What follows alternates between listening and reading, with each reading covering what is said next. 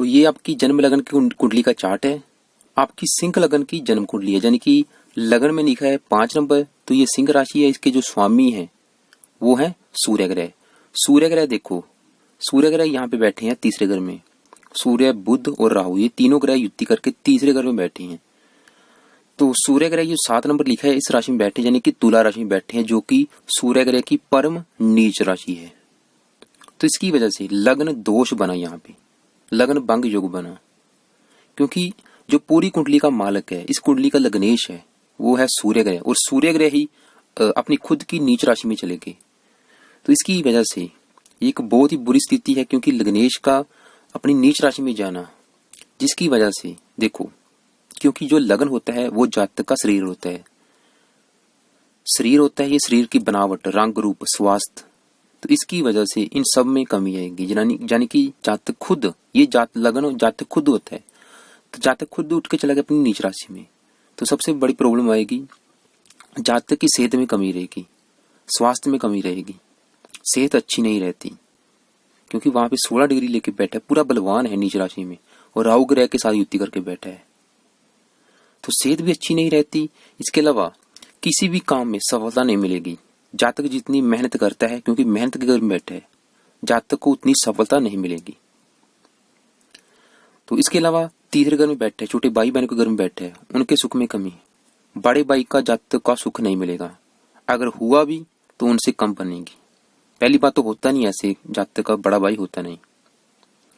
इसके अलावा क्योंकि साथ में राहु बैठा है, तो सूर्य पिता करके पिता के सुख में कमी, क्योंकि ग्रहण योग बना हुआ है यहाँ पे राहु और सूर्य ग्रह, ग्रहण योग के कारण पिता के सुख में भी कमी।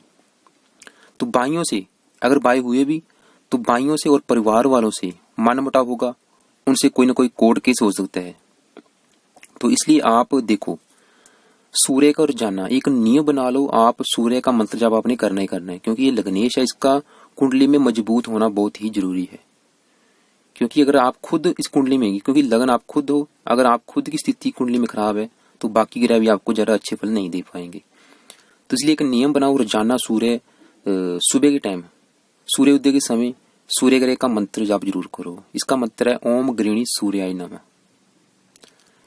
तो इसके अलावा रविवार का व्रत भी रखो, तो क्योंकि साथ में राहु बैठा है, और राहु की वस्तुओं का दान करो। वैसे तो राहु अच्छी बात है कि राहु 1 डिग्री का बैठा है। 1 डिग्री का जो ग्रह होता है वो बाल अवस्था में होता है, यानी कि कम जो भी फल देगा वो कम मात्रा में देगा। तो यहाँ पे राहु 1 डिग्री का है, और कुंडली में ग्रहण जो काल सर्प दोष भी बना हुआ है, आप देखो, लेकिन वो काल सर्प दोष आपको खराब फल कम देगा, क्योंकि राहु और केतु की डिग्री देखो 1 डिग्री है, यानी कि ये कम डिग्री लेके बैठे हैं, जिसकी वजह से आपको बुरे फल देंगे जरूर, लेकिन कम मात्रा में देंगे। फिर भी आप इनकी वस्तुओं का दान निरंतर करते रहो। तो इसके अलावा सूर्य यहाँ पे देखो क्या फल देगा, तो तीसरे घर में बैठा है, पराक्रम में कमी करेगा। इसके अलावा और सूर्य ग्रह की देखो 7वीं दृष्टि पड़ेगी अपनी उच्च राशि के ऊपर, मेष राशि के ऊपर, फिर भी वहां पे केतु बैठे हैं, यानी कि जातक भाग्यशाली जरूर होगा, लेकिन भाग्योदय के लिए जातक को काफी संघर्ष करना पड़ेगा, क्योंकि मेहनत के घर में बैठे है, तो जातक अपनी मेहनत के बल पर जीवन में कामयाब जरूर होगा, लेकिन जातक को वो कामयाबी हासिल करने के लिए बहुत ही ज्यादा मेहनत करनी पड़ेगी। तो बात करते हैं आगे बुध ग्रह की, जो कि तीसरे घर में ही बैठा है युति करके सूर्य और राहु ग्रह के साथ। बुध ग्रह देखो यहाँ पे 3 डिग्री का बैठा है, एक तो डिग्री इसकी कम है, बाल अवस्था में बैठा है, और दूसरा यहाँ पे अस्त हो गया, ये सूर्य ग्रह के साथ युति होने से अस्त हो गया, डिग्री कम और अस्त हो गया। देखो इस कुंडली में बुध ग्रह एक तो दूसरे घर का स्वामी है, जो कि है धन का, धन की स्थिति हम दूसरे घर से देखते हैं, और परिवार का सुख दूसरे घर से देखते हैं, वाणी दूसरे घर से देखते हैं, कंठ। इसके अलावा ये 11वें घर का भी स्वामी, जहाँ 3 नंबर लिखा है, यानी कि ये लाभ का है, लाभ का, बड़े भाई बहनों का, आमदन के साधनों का, इच्छा पूर्ति का। तो बुध ग्रह इस कुंडली में लग्नेश सूर्य का मित्र होने से योग कारक है, 2 अच्छे ग्रहों का स्वामी है, धन का और लाभ का। तो इस कुंडली में बुध अति योग कारक है। तो नेगेटिव बात यह है कि यहाँ पे देखो बुध ग्रह मित्र राशि में जरूर बैठा है, शुक्र की राशि में बैठा है, मित्र राशि में बैठा है, लेकिन एक तो इसकी डिग्री कम है, और अस्त बैठा है, और नीच के सूर्य ग्रह के साथ युति करके बैठा है, और राहु ग्रह के साथ युति करके बैठा है। तो यहाँ पे बुध आपने इसका रत्न भी धारण नहीं कर सका, क्योंकि यहाँ पे इसका रत्न धारण करना बहुत ही जरूरी है। तो यहाँ पे बुध ग्रह राहु और सूर्य ग्रह की जुति के कारण आपको खराब फल देगा। देखो कैसे, राहु ने बुध ग्रह के साथ युति कर रखी है और राहु नवम दृष्टि से बुध के ही घर को देख रहा है, जिसके कारण जातक को क्योंकि ये बड़े भाई बहनों का घर है, बड़े भाई बहनों के सुख में कमी आएगी, लाभ में कमी आएगी, बुद्धि को भ्रमित करेगा। बुध संबंधी जातक को बुध जिन जिन चीजों का कारक है उन सब में खराब फल मिलेंगे। जैसे कि यहाँ पे बुध देखो धन का कारक है, तो धन संबंधी परेशानियां, धन इकट्ठा नहीं कर पाएगा जातक, पारिवारिक सुख में कमी, वाणी कठोर, लाभ में कमी। इसके अलावा राहु ग्रह के साथ युति होने से जातक को कुष्ठ रोग भी हो सकता है। तो आप यहाँ पे इसका रत्न जरूर धारण करें बुध का, या फिर इसे मंत्रों के द्वारा स्ट्रोंग करें, क्योंकि यहाँ पे बुध का स्ट्रोंग होना बहुत ही जरूरी है। क्योंकि वैसे यहाँ पे बुध आपको बहुत ही अच्छे फल देगा, क्योंकि ये मित्र राशि में बैठा योग कार ग्रह है। तो इसके अलावा यहाँ पे क्योंकि पराक्रम के घर में बैठा है, तो जातक का पराक्रम भंग होगा। तो इसलिए राहु की शांति करें। राहु की वैसे तो डिग्री कम है, फिर भी आप राहु की वस्तु का दान करके उसकी जो डिग्री 1 डिग्री है उसको भी 0 करना है आपने, ताकि उसे आपने बिल्कुल मृत अवस्था में करना है। वैसे तो तीसरे घर में देखो राहु राजयोग कारक होता है, तीसरे छठे और 11वें घर में ये अच्छे फल देता है, राजयोग कारक होता है। लेकिन यहाँ पे देखो सूर्य ग्रह के साथ और इसके अलावा आपकी जो बुध की डिग्री 3 है और वैसे भी अस्त होने की वजह से वो बिल्कुल यहाँ पे मृत अवस्था में चला गया। तो उसे आपने बलवान करना है, उसकी डिग्री करनी है आपने 15 डिग्री करने के लिए उसका करना पड़ेगा रत्न धारण। तो यहाँ पे बुध का पन्ना आप रत्न जरूर धारण करें। अगर आपने इसका रत्न धारण कर लिया तो आपको इतने बेनिफिट होंगे। क्या बेनिफिट होंगे? एक तो आपका धन बढ़ेगा, क्योंकि ये धन का स्वामी है, धन बढ़ेगा, परिवार का सुख मिलेगा, वाणी का कारक है, वाणी अच्छी हो जाएगी आपकी। इसके अलावा लाभ का है, धन लाभ होगा, आमदन के साधन बढ़ेंगे, मतलब बहुत ज्यादा बेनिफिट होंगे आपको। बुध उपहार का भी कारक है, तो बुध का रत्न जरूर दान करें। हो सके तो इसका रोजाना मंत्र जाप जरूर करें। सूर्य का भी मंत्र जाप करना है, बुध का भी मंत्र जाप करना है, और राहु केतु की वस्तुओं का दान करें। क्योंकि जैसे आपको मैं पहले बोल चुका हूँ, राहु वैसे तीसरे घर में राजयोग कारक होता है, अच्छे फल देता है, लेकिन कुंडली में काल सर्प दोष है, जिसकी वजह से ये राहु आपको खराब फल देगा। तो बात करते हैं राहु की। जब भी राहु की दशा चलेगी आपको खराब फल मिलेंगे। क्या फल मिलेंगे? देखो ये बुध के साथ बैठा है, तो बुध के साथ होने से मित्रों से धन हानि कराएगा, मित्रों को उधार दिया गया पैसा डूब जाएगा, क्योंकि बुध 11वें घर का स्वामी है जो कि मित्रों का है। इसके अलावा सूर्य ग्रह के साथ बैठा है, क्योंकि सूर्य नीच का है, तो राहु भाइयों से और परिवार वालों से वैर कराएगा। तो इसलिए राहु की वस्तुओं का दान करें। सूर्य के और बुध के मंत्रों को एक रूटीन बना ले कि आपने इसका मंत्र जाप करना ही करना है। तो राहु की देखो 5वीं दृष्टि पड़ेगी 7वें घर के ऊपर, जो कि जीवन साथी का घर है। तो जीवन साथी के सुख में कमी, उनसे लड़ाई झगड़े, मनमुटाव, खासतौर पे राहु की दशा में। 7वें घर को 7वीं दृष्टि से भाग्य घर को देखे, भाग्योदय संबंधी परेशानियां, लाभ के घर को देखे, लाभ में कमी। वैसे अच्छी बात यह है कि राहु आपका, मैं पहले भी बोल चुका हूं कि डिग्री 1 है, यानी कि आपको जो भी फल देगा, खराब फल देगा, वो कम मात्रा में देगा। फिर भी आप इसकी कोशिश यही करेंगे, इसकी वस्तुओं का दान करते रहें, इसका बल कम करें। तो आगे बढ़ते हैं, बात करते हैं। देखो चौथे घर में आपके 3 ग्रह युति करके बैठे हैं। एक तो शुक्र है, मंगल है और गुरु ग्रह है। मंगल इस कुंडली में चौथे और 9 भाव का स्वामी होने से योग कारक है।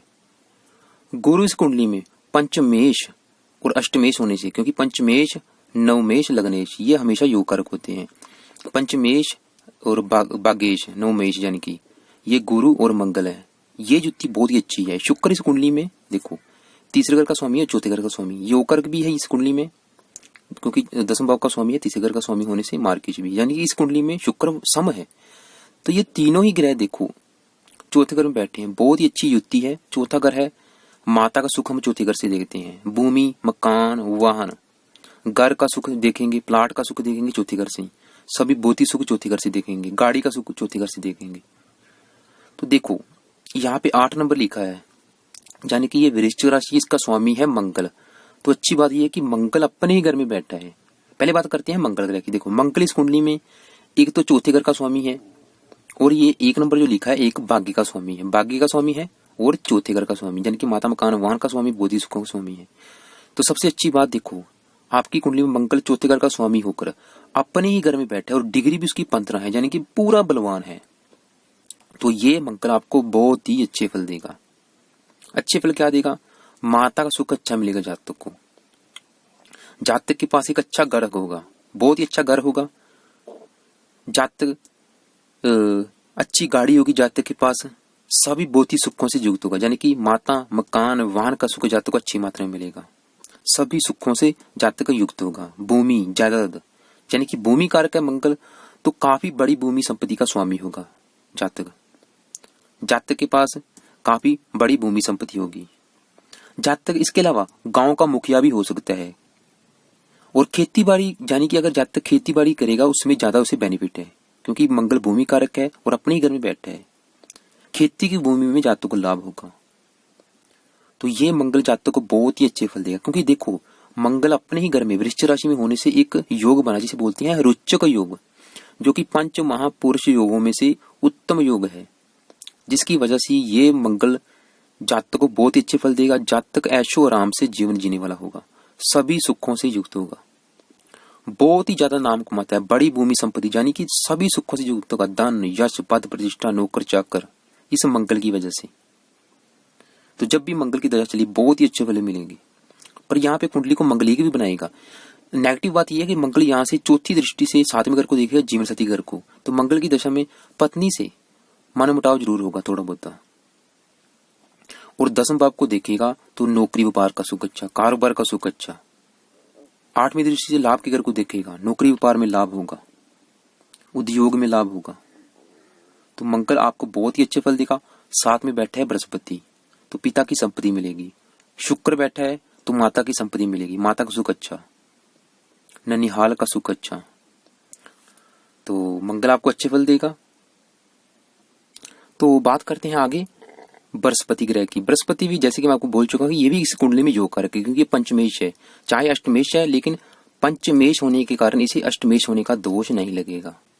पंचमेश यानी कि संतान का स्वामी है, बुद्धि का, विद्या का, और अष्टमेश आयु का। तो पंचमेश और अष्टमेश उठ के चलेगा चौथे घर में, माता घर में, तो माता की उम्र को लंबी करेगा। संतान का स्वामी, संतान का सुख अच्छा मिलेगा, क्योंकि मित्र राशि में बैठे है, मंगल के साथ बैठे है, मित्र के घर में बैठे है, मित्र की राशि में बैठे है। तो गुरु ग्रह भी यहाँ पे अच्छे फल देगा। संतान का सुख अच्छा, चौथे घर में बैठा, माता मकान वाहन का सुख अच्छा। और गुरु ग्रह की 9वीं दृष्टि पड़ेगी 12वें घर के ऊपर, अपनी उच्च राशि के ऊपर। तो जातक धार्मिक होगा, धार्मिक कामों में अधिक रुचि लेगा, समाज सेवा काम अधिक करेगा। तो यहाँ पे बृहस्पति आपको अच्छे फल ही देगा। जब भी बृहस्पति की दशा चली, अंतर चली, अच्छे फल ही मिलेंगे। शत्रुओं का नाश करने वाला होगा। 10वें भाव को देखेगा तो कारोबार के लिए ये दृष्टि अच्छी है।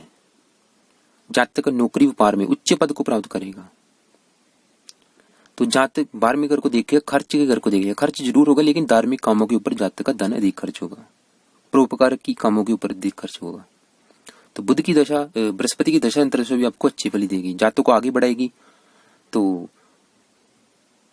यहाँ पे गुरु ग्रह से मंगल होने से रुचि योग बना है। जातक का घर बड़ा होगा, मकान बड़ा होगा, खेती भूमि से जातक धन कमाएगा, धार्मिक स्थानों से धन कमाएगा।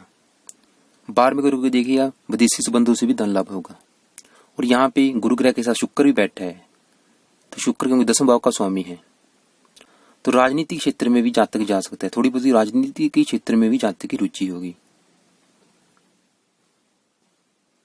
तो बात करते हैं आगे शुक्र ग्रह की। शुक्र ग्रह देखो इस कुंडली में तीसरे घर का स्वामी है, जहां 7 नंबर लिखा है तुला राशि का स्वामी है, जो कि छोटे भाई बहनों का है, पराक्रम का है, उद्यम मेहनत साहस।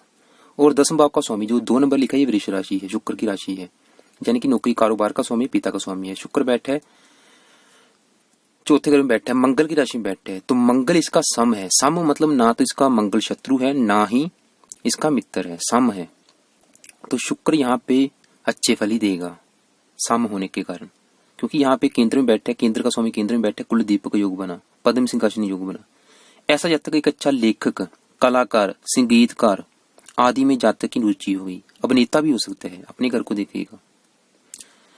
तो शुक्र सातवीं दृष्टि से अपने घर को देखेगा, जिसकी वजह से जातक अपनी मेहनत के बल पर नौकरी व्यापार में उच्च पद को प्राप्त करेगा।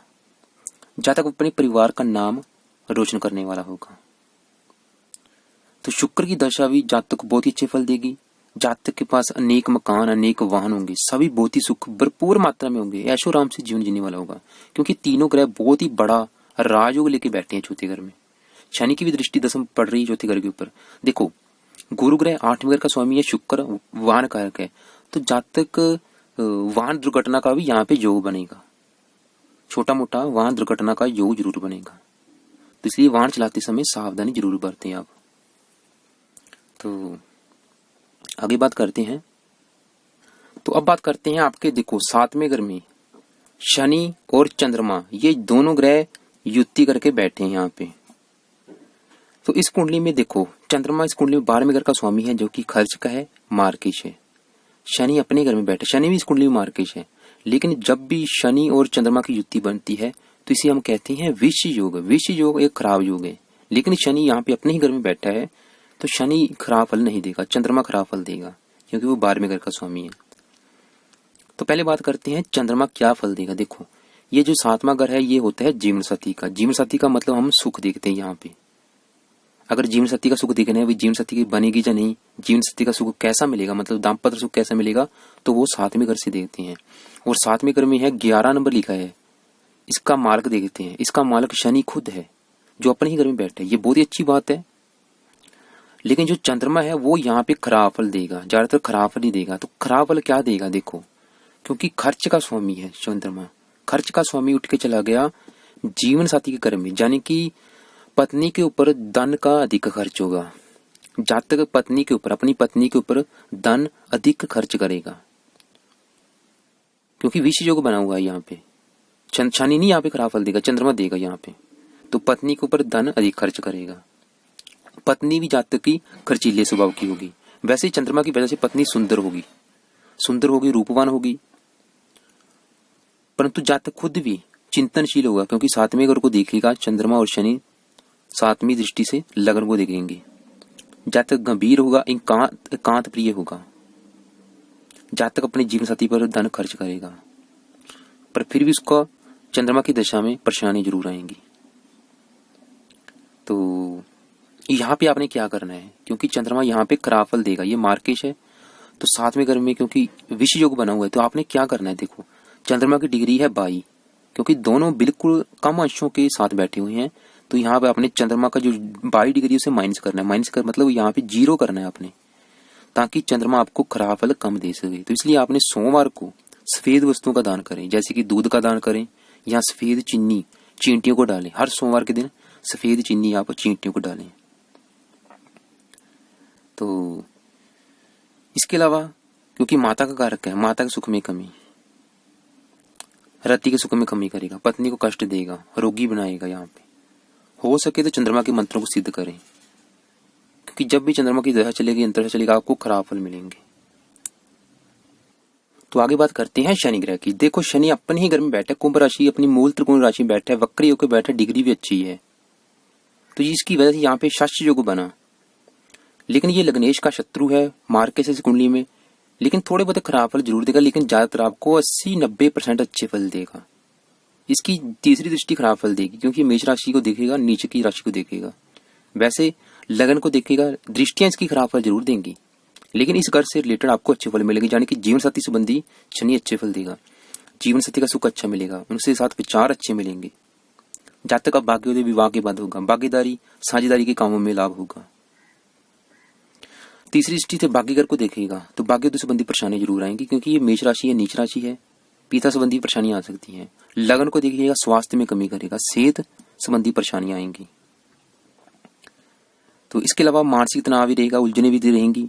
और 10वीं दृष्टि से माता घर को देखेगा, तो शनि की दशा अंतरदशा में माता संबंधी परेशानियां आ सकती है, माता को कष्ट हो सकता है छोटा मोटा।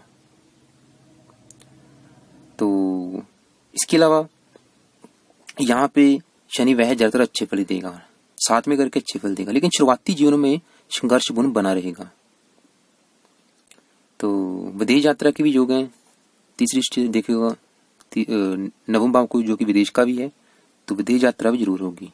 और चंद्रमा साथ में होने से दाम्पत्य सुख में कमी आएगी, विवाह सुख में कमी जरूर आएगी। तो चंद्रमा की वस्तुओं का दान निरंतर करते रहें। तो लास्ट में बात करते हैं केतु ग्रह की। देखो केतु नवम भाव में बैठा है, जैसे कि आपको मैं पहले बोल चुका हूँ कि काल सर्प दोष बना हुआ है। तो जब भी राहु की दशा चली, जहाँ केतु की दशा चली, खराब फल मिलेंगे, लेकिन ज्यादा खराब फल नहीं मिलेंगे क्योंकि डिग्री कम है। फिर भी आप केतु की वस्तुओं का दान करें। कुत्ते को रोटी खिलाते रहें, कुत्ते मछलियों को आटा खिलाएं, चींटियों को बाजरे का आटा खिलाएं, पंछियों को सतनाजर डालें, शिवलिंग पर जल चढ़ाते रहें, क्योंकि केतु भाग्य घर में बैठे तो भाग्य संबंधी परेशानी जरूर देगा। यहाँ पे जातक ब्राह्मणशील होगा, गुणी होगा, मेहनती होगा, भाई बहनों को सुख में कमी। भाग्य संबंधी जीवन में अनेक बार उतार चढ़ाव आते रहेंगे, परंतु जातक संघर्ष के बाद सफलता जरूर प्राप्त करेगा। तो केतु की दशांतर से भी आपको कुछ अच्छे फल जरूर देगी, लेकिन खराब फल भी जरूर देगी। तो लास्ट में आपको बता देता हूँ कि आपने क्या करना है। देखो शनि की अभी चल रही है आपके ऊपर महादशा, क्योंकि आपके ऊपर जो सबसे ज्यादा असर है वो शनि का है। शनि का आपके ऊपर 70% असर है और 20% असर चंद्रमा का है। तो आपको मैं बता चुका हूँ विष योग बना हुआ है, लेकिन शनि आपको खराब फल ज्यादा नहीं देगा।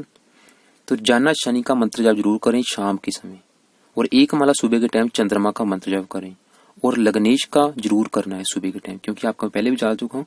तो क्योंकि लग्नेश आपका नीच राशि में बैठे है। और बुध का रत्न दान करना है, और बुध का मंत्र जाप भी सुबह करना है। बस आपको ये उपाय करने हैं।